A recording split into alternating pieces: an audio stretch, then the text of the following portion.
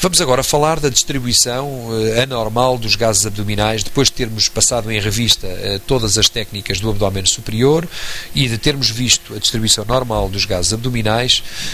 Comecemos pela distensão gástrica. A distensão gástrica é, enfim, um achado relativamente pouco frequente. Nas crianças é, no entanto, mais frequente observá-la, sobretudo em casos de aerofagia, nas crianças muito chorosas que engolem bastante ar. O que interessa essencialmente é tentar diagnosticar e demonstrar nas causas de distensão gástrica se trata de um íleus paralítico, portanto a dinâmica, ou pelo contrário de um íleus mecânico, portanto a existência de obstrução. A obstrução pode estar associada a causas parietais intrínsecas, a tumores gástricos, a estenoses não tumorais, como nos casos da fibrose reparativa de úlceras, nos casos de estenoses pilóricas avançadas ou no caso de estenose hipertrófica do piloro na criança. Também há causas parietais extrínsecas, como a invasão tumoral, nomeadamente a segunda porção do duodeno associada às neoplasias pancreáticas, e as causas intraluminais, como sejam a presença de corpos estranhos intragástricos, também chamados e designados por bezoares. Portanto, a distensão gástrica é um achado relativamente raro, de forma isolada, e a associação com a distensão de outras ânsias intestinais poderá apontar para um quadro obstrutivo e, portanto, será através da observação conjunta do estômago e das restantes vísceras ocas e intraabdominais que resultará mais facilmente o nosso diagnóstico no sentido da obstrução ou no sentido do íleus paralítico. Também aqui nesta imagem podemos observar outra alteração relacionada com a câmara de ar gástrica, em que esta está ausente abaixo da cúpula diafragmática esquerda, o que se pode ser visível sempre que haja uma estenose amontante do esófago, nomeadamente nas situações de acalásia, como a que se demonstra com a terminação em bico de lápis do esófago distal, ou ainda dos tumores esofágicos inultrapassáveis. De referir que nesta imagem da radiografia do tórax, para além da ausência da câmara de ar gástrica, nota-se ainda um duplo contorno a nível da auricular direito, que corresponde ao megaesófago associado a esta situação de acalásia. A distensão do intestino delgado obriga ao reconhecimento do padrão gasoso normal e, em princípio, já vimos no abdômen simples que a quantidade de gás no intestino delgado é muito escassa, mas em alguns casos poderá ser identificada um ou dois pequenos níveis hidroaéreos quando a radiografia é obtida em ortostatismo, mas efetivamente a quantidade de gás a nível do intestino delgado em geral é bastante diminuta. O que é que se considera então dilatação do ponto de vista radiológico? Sempre que haja múltiplas ânsias intestinais, sobretudo quando estas ânsias intestinais têm um calibre na ordem ou superior a 2,5 cm. Portanto, nestas situações, de facto, podemos suspeitar da existência de uma oclusão, de uma obstrução intestinal, ou então de um íleus paralítico. Para além da dilatação, o que devemos ainda reconhecer, e para reconhecer que são efetivamente as ânsias de intestino delgado envolvidas neste processo de dilatação, a sua localização central no abdômen e a presença das válvulas coniventes, manifestadas por pregas parietais completas, finas e justapostas.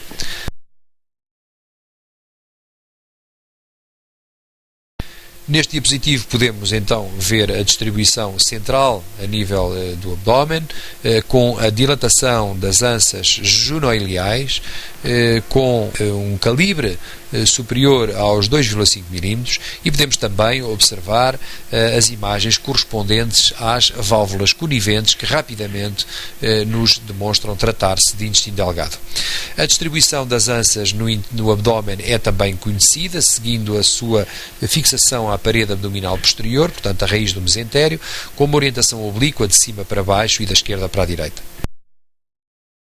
Nesta imagem podemos observar também, com o paciente obtido em decúbito dorsal, e desde já gostaria também de salientar que as radiografias obtidas em decúbito dorsal, em geral, são superiores para o reconhecimento do padrão de dilatação intestinal às obtidas em ortostatismo. Portanto, sempre que se suspeite de uma obstrução intestinal ou de dilatação das anças intestinais, a radiografia simples do abdômen obtida em decúbito dorsal deve ser sempre a primeira radiografia obtida. A radiografia em ortostatismo é uma radiografia complementar.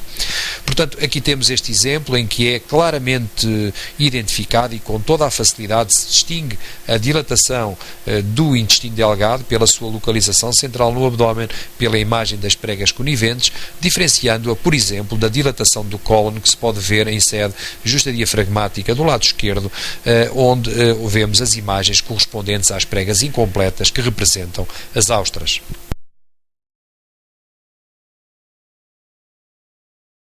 Por último, a distensão cólica, reconhecendo o padrão gasoso normal mais uma vez, temos em geral que há um aspecto mosqueado do cólon direito, o que está relacionado com a presença de fezes semissólidas e de fezes já menos hidratadas, com reabsorção de água a nível do cólon esquerdo, que poderão formar, portanto, as síbalas. Existe também pequena quantidade de gás a nível do cólon, mas em geral é habitual reconhecer pelo menos um ou dois segmentos do cólon. Quanto à dilatação, terá que ter uma localização compatível, portanto, seguindo a imagem correspondente ao quadro cólico. As austras cólicas correspondem, então, às pregas espessas incompletas que deverão ser reconhecidas e depois há que pensar que a dilatação do cólon poder-se-á fazer de forma isolada ou associadamente à dilatação do intestino delgado. Tudo depende da competência da válvula ileocecal. Se a válvula for competente, só haverá distensão cólica. Se esta for incompetente e deixar passar grandes quantidades de gás, poderemos então ter uma dilatação mista, quer de cólon, quer do intestino delgado.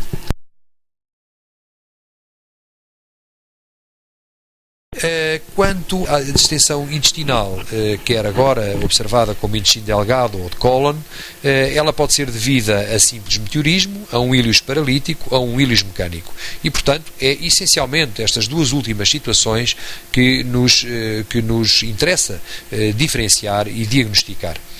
O meteorismo está associado a uma deglutição excessiva de ar. É relativamente frequente ver este tipo de aspecto em doentes acamados, sedados ou em doentes que possuam hipocaliemia. A hipocaliemia também promove a distensão intestinal. Por último, os doentes com uma dor abdominal aguda poderão ter formas mais localizadas de distensão abdominal relacionada com um quadro local de íleos paralítico, como se pode observar, por exemplo, nos pacientes com a pancreatite ou com a cólica renal. Depois temos os íleos paralíticos. Os símbolos paralíticos poderão ser visíveis nos casos de peritonite ou de megacólon tóxico, por exemplo, na colite ulcerosa, e correspondem a uma dilatação generalizada do intestino de forma relativamente indiferente. Por vezes, pode observar-se também nos processos inflamatórios uma dilatação localizada de uma ança, como sucede nas pancreatites, que corresponde também ao chamado sinal da ança sentinela. Por último, o íleos mecânico poderá estar relacionado com causas parietais intrínsecas, como sejam um tumor primitivo, localizado quer no cólon, quer no intestino delgado. As causas parietais extrínsecas, muito frequentes, talvez a maior causa de obstrução intestinal, nomeadamente em pacientes submetidos a cirurgias prévias, onde essa obstrução é condicionada pela essência de bridas. Os casos de invasão tumoral e, finalmente, as causas intraluminais, também relacionadas com a existência de corpos estranhos, em particular com a presença de eventuais bezoares. Neste diapositivo nós podemos ver claramente também o padrão normal da distribuição gasosa intestinal, na imagem em cima à esquerda, em baixo a imagem correspondente à visualização de todo o quadro intestinal e cólico para marcação da zona onde as anças intestinais se projetam, na nossa radiografia simples do abdômen, e à direita aqui temos uma dilatação do cólon, reconhecida pela sua posição no abdômen, pela existência das austras E também podemos ver, nesta mesma imagem, uma opacidade com densidade de tecidos moles a nível da escavação pélvica, correspondendo a um globo vesical, portanto a uma bexiga repleta de urina, e a dilatação faz sensivelmente até ao ansa sigmoide, que é o último segmento a ser observado. E há muito pequena dilatação do intestino delgado, portanto, provavelmente este paciente terá uma válvula ileocecal continente. Podemos ver também que todo o cólon direito, em particular próximo do ângulo hepático, tem um aspecto extremamente heterogéneo, e isto deve-se à presença de resíduos fecais semissólidos a nível do cólon direito. Aqui temos o exemplo do megacólon tóxico, em que há uma dilatação isolada do cólon transverso, que por vezes podem-se observar grandes dilatações, podem chegar até aos 8 cm, e quando associadas a doenças inflamatórias intestinais, significam a presença de uma lesão parietal inflamatória muito marcada, podendo mesmo ocorrer perfuração. Portanto, a dilatação isolada de um segmento do cólon é representativa no contexto adequado da situação de megacólon tóxico. Como é que então podemos proceder à distinção entre íleos mecânico e íleos paralítico ou íleos adinâmico? No íleos mecânico, o que é importante é verificar até que ponto é que se observa a dilatação. Por exemplo, no cólon, na obstrução do intestino delgado, então não será de esperar que o cólon tenha ar. Se a obstrução for, pelo contrário, no cólon esquerdo, será normal que todo o intestino ajusante, portanto, sigmoide e reto, não possua ar. E, portanto, que não haja ar ajusante da obstrução. No íleos paralítico, pelo contrário, o que se observa é uma dilatação indiferente de todo o cólon e intestino delgado, e torna-se importante também tentar reconhecer que as zonas mais distais do intestino possuem gás no seu interior, nomeadamente a ampola retal, pelo que se poderá proceder, como técnica complementar, à realização de uma radiografia improcúbito com raio horizontal. Assim, essa radiografia, que tenta demonstrar a ampola retal de perfil, é trazida para um plano mais alto, por isso é que o paciente está em procúbito, e esperando o tempo suficiente, à volta de 10 minutos antes de realizar a radiografia, dá-se tempo bastante para que o ar possa subir à ampola retal e nesta tentativa conseguir diagnosticar e diferenciar o íleos paralítico do íleos mecânico. Há, no entanto, regras extremamente importantes para observar antes da tentativa do diagnóstico de oclusão intestinal. E estas regras destinam-se, como é lógico, a não baralhar e a não perturbar o quadro de dilatação que se observa. Portanto, antes da radiografia do abdômen simples, não deverá ser colocada ainda nenhuma drenagem, nomeadamente por sonda nasogástrica, nem efetuados clistés de limpeza. Portanto, realizar sempre a radiografia antes destes dois gestos. Depois é importante pensar no tempo de constituição do quadro de dilatação intestinal. Se for uma dilatação recente, isto é, inferior a 6 horas, poderá ainda existir ar ajusante da obstrução que não foi totalmente eliminado. E por isso há que dar, ou que perguntar, ou tentar saber exatamente há quanto tempo é que se instalou o quadro abdominal, para tentar evitar falsos diagnósticos ou erros na detecção do nível da obstrução. Por último, poder-se-á observar uma oclusão cólica com uma válvula ileocecal competente, e neste caso nós teremos uma ausência de dilatação do intestino delgado, devendo saber-se também que nestes casos pode existir algum perigo de ruptura do cego quando a dilatação cólica é extremamente marcada. Que tipos de radiografias executar?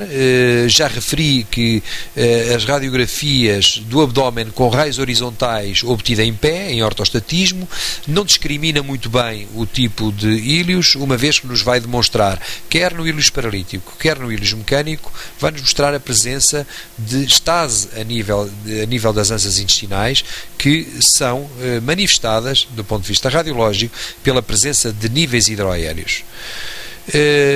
Poderemos executar um decúbito lateral, mas é também uma má radiografia e muito pouco informativa na maior parte dos casos.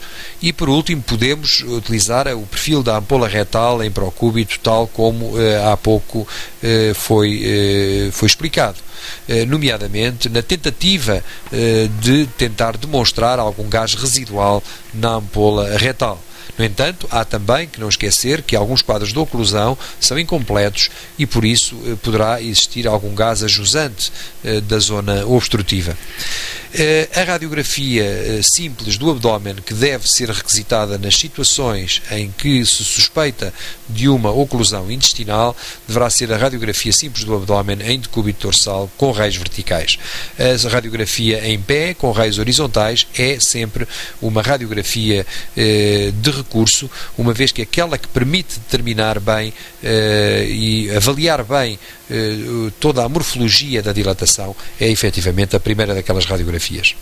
Há um outro sinal importante que convirá referir a nível das oclusões intestinais, que é que nem sempre o gás é dominante a nível das ânsias, porque as ânsias podem estar cheias de líquido, algum líquido transudado devido à situação mecânica aguda e que criam um sinal relativamente conhecido, que é o sinal do rosário, ou seja, as ânsias estão distendidas com líquido, têm pouco gás e há algum gás que se acumula entre as pregas das válvulas coniventes, como se fossem as contas de um rosário. E este tipo de situação traduz, em geral, uma obstrução extremamente grave.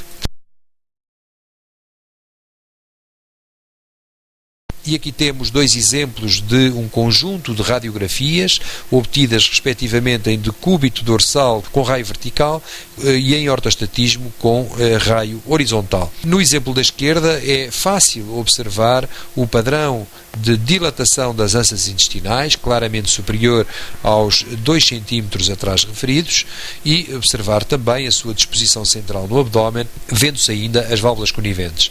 Na radiografia obtida em pé vemos níveis hidroaéreos, mas a qualidade global da radiografia não é tão informativa como no exame executado em pé. Um outro exemplo, agora com o radiograma do abdômen simples obtido em ortostatismo do lado esquerdo, em que, mais uma vez, temos dificuldades em perceber se são só as ânsias de intestino delgado ou se é o intestino delgado e cólon que estão afetados, quando na nossa radiografia simples do abdômen, feita em decúbito dorsal com raios verticais, com toda a vantagem, podemos observar que a dilatação é uma dilatação de intestino delgado e que correspondia, neste caso, a uma oclusão de intestino delgado por bridas. Cá temos mais um exemplo de um caso onde vemos múltiplas dilatações de ânsias de intestino delgado, alguma dilatação do cólon a nível do flanco esquerdo e pouco gás a nível do cólon. No entanto, este caso é um caso que é relativamente indeterminado do ponto de vista radiológico, podendo tanto corresponder a um quadro oclusivo como a um quadro de simples paralisia intestinal. Iremos ver como é que este quadro pode ser abordado ligeiramente mais à frente. Este é o tipo de radiograma também obtido em decúbito lateral, com raio horizontal e onde podemos ver múltiplos níveis hidroaéreos. É, no entanto, uma radiografia em geral de muito má qualidade, onde a informação diagnóstica pode ser perdida comparativamente ao outro tipo de incidência atrás referida. Neste diapositivo podemos observar na imagem da direita, essencialmente no flanco esquerdo, algumas pequenas imagens gasosas visíveis entre as válvulas coniventes. É este tipo de imagem que corresponde ao sinal do rosário e que traduz uma obstrução extremamente grave. No mesmo paciente, a imagem obtida em decúbito dorsal, com raio vertical, podemos observar o padrão de obstrução do intestino delgado com vantagem, portanto, relativamente ao radiograma obtido em ortostatismo, que, no entanto, também nos informa acerca deste sinal do rosário que, portanto, está em relação com uma obstrução bastante grave. Resumindo, e em relação ao diagnóstico do nível de obstrução nas situações de íleus mecânico, podemos observar que se a dilatação é essencialmente gástrica, sem dilatação dos segmentos a jusante, a obstrução será a esse nível. Poderemos ter obstrução de intestino delgado quando observamos conjuntamente a dilatação do estômago e intestino delgado, e depois temos as duas situações, consoante o cólon tem a válvula ileocecal competente ou incompetente. Se a válvula é incompetente, as situações de oclusão cólica cursam com obstrução de todos os segmentos a montante. Se a obstrução se faz com uma válvula ileocecal competente, então aí a dilatação será apenas uma dilatação visível a nível do cólon. Uma vez chegados à presunção de que se trata de um quadro obstrutivo e em que já foi localizado pela análise dos parâmetros atrás referenciados, como se pode fazer o diagnóstico da causa da obstrução? Em geral, se a obstrução é no intestino delgado, poderemos utilizar um trânsito intestinal com bário diluído. O bário diluído serve apenas para evitar estar a dar um sulfato de bário extremamente espesso que pode, de facto, prejudicar aquela suspeita da obstrução a nível do intestino delgado. Se a obstrução é a nível do cólon, então estará completamente indicada a realização de opacificações intestinais do cólon, portanto um clister opaco, através da opacificação retrógrada, portanto por clister. A opacificação antrógrada na suspeita de obstruções do cólon, portanto por ingestão de papa baritada, está formalmente contraindicada pelo perigo que existe de impactação e transformação de uma suboclusão numa oclusão completa, uma vez que o bário sofre reabsorção de água a nível do cólon, tornando-se ainda muito mais espesso. Por último, os novos métodos seccionais, em concreto a TAC, têm a possibilidade de colaborar no diagnóstico efetivo das obstruções intestinais e na diferenciação com o íleos paralítico, definindo o nível e a causa da obstrução e com a capacidade adicional de diagnosticar outras alterações associadas eventualmente existentes. Aqui temos um conjunto de 3 imagens do mesmo paciente, em que, em regime de urgência, foi efetuada uma TAC abdominal para avaliação de um quadro oclusivo que se supunha no cólon descendente. As imagens, como vemos em cima à esquerda, mostram uma grande dilatação das ânsias de intestino delgado, que ocupam a posição central do abdômen, mas à direita vemos a dilatação do cólon ascendente e à esquerda a dilatação do cólon descendente. Na imagem imediatamente a seguir, portanto em cima e à direita, observamos que o cólon descendente é agora substituído por uma imagem onde há um evidente espessamento parietal concêntrico que corresponde a uma neoplasia do cólon descendente obstrutiva e, finalmente, na imagem ainda mais inferior, podemos já ver o retorno a nível do cólon descendente, o retorno à normalidade, com um cólon esquerdo totalmente colapsado, sem ar no seu interior. Portanto, aqui está um exemplo simples onde a tomografia computurizada pôde, com toda a vantagem, demonstrar não só e caracterizar o quadro oclusivo, como o seu nível, como ainda a causa, neste caso, uma formação tumoral do cólon descendente. E gostaria de mostrar esta imagem onde efetivamente é visível esta dilatação intestinal. É uma dilatação que predomina claramente a nível do intestino delgado. Há uma discreta ectasia, dilatação do cólon esquerdo junto ao ângulo esplénico. É uma paciente, como se pode ver pelos agrafos pélvicos, tinha sido sujeita recentemente a uma cirurgia pélvica. Suspeitava-se se se trataria de uma obstrução ou eventual íleos paralítico e aqui temos o exemplo da contribuição da tomografia computurizada, mostrando grande dilatação das ânsias de intestino delgado, onde pode ser reconhecido o padrão das válvulas coniventes, a existência inclusivamente do sinal do rosário com pequenas imagens de bolhas gasosas aprisionadas entre as válvulas coniventes e uma quantidade de líquido a preencher as ânsias de intestino delgado. Mais abaixo, no entanto, e nos cortes inferiores da pelvis, podemos observar que a ampola retal também se encontra totalmente distendida, com gás, com fezes e também com algum líquido. Portanto, perante estas imagens foi possível, de facto, chegar ao diagnóstico de um íleos paralítico pós-operatório e observar tranquilamente e utilizar apenas um tratamento meramente conservador nesta paciente e assim evitar uma nova cirurgia.